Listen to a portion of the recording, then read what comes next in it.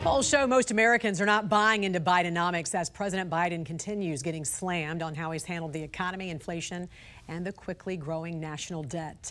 And now the nonpartisan Congressional Budget Office expects the national debt to be $7.2 trillion higher than it had projected during Biden's term.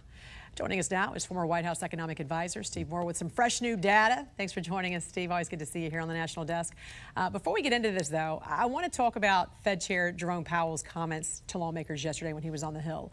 The labor market is cooling, inflation's still an issue, and the bottom line is, are we going to see interest rates go down anytime soon? Right.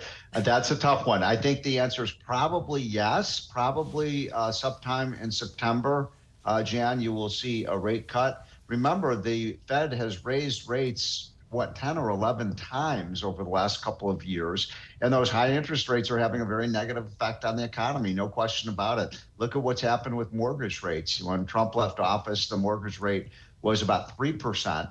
And today, you're lucky if you can get a mortgage rate of less than 7%. Yeah. And so that has meant, if you want, for a young person who wants to buy a house, their average mortgage payment has about doubled. So we'll see. But look, I think that the Fed's in a tough position right now, Jan, because the economy is slowing. There's no question about it. I'm not saying we're headed to recession, but if you look at what's happening with all the indicators, it's slowing down. And at the same time, there's still persistent inflation out there. So what is the Fed going to do? It's a tough situation for them to be in, for sure. Meantime, several economists, including yourself, pointing out President Biden is far outpacing Trump in racking up the national debt, contrary to what Biden is saying. How are Biden's spending policies causing this debt to grow? So we looked at the difference between what the debt was expected to be when Trump left office and Biden came in versus what it is today. And you nailed it, Jan, that the increase in those 3.5 years is $7 trillion more debt over the next decade. That's astonishing and a very frightening number. So we now are at about $33 trillion in our national debt, and it is headed to $50 trillion over the next decade if we keep on this path. It can't happen. By the way, I'm not blaming this just on Democrats or Biden. The Republicans are responsible too. But one thing we should all be able to agree on as a nation is this has to stop or we're going to go over a cliff. And you have a chart showing this, because when I saw the $50 trillion mark, I thought this can't possibly happen. This is not sustainable.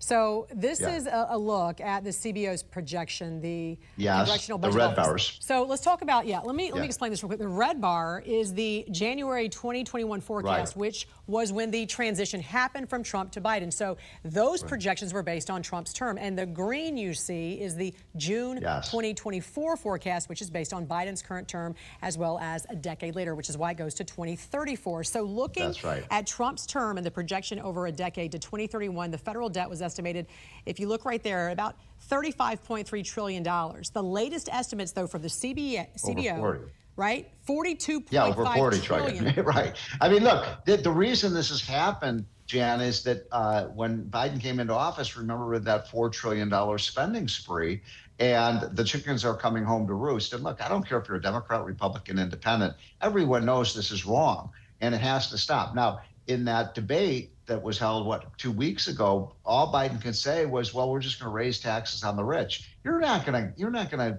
eliminate the debt by taxing 1% of the taxpayers. I mean, even if you took every penny from the top 1%, you wouldn't have enough money to do it. We've got to get the government spending under control. By the way, it's all on the spending side. The revenues are coming in. Our revenues are at an all-time high now, Jan. So it's not a revenue problem. It's a problem of overspending. And by the way, again, both parties are responsible for this. They are acting like kids in a candy store. All right, so you're the economic advisor for the White House. What's the first thing that goes? What do you cut? Well, there's $300 billion of a green energy slush fund. You get rid of that. There's $100 billion of unspent COVID money. COVID ended 3 years ago. Let's not spend that. And let's put a cap on spending. One other quick thing, only 6% of federal workers today are working full-time in the office. Maybe we could have a reduction in force and eliminate some of these massive government. Government has been the #1 increase in employment over the last year and a half. we're growing the economy, but in all the wrong places. Former White House economic advisor Steve Moore, I know you're going to be at the RNC next week, so we look forward to talking to you when you are there. Yeah, are you going to be there with us in Milwaukee? I will not.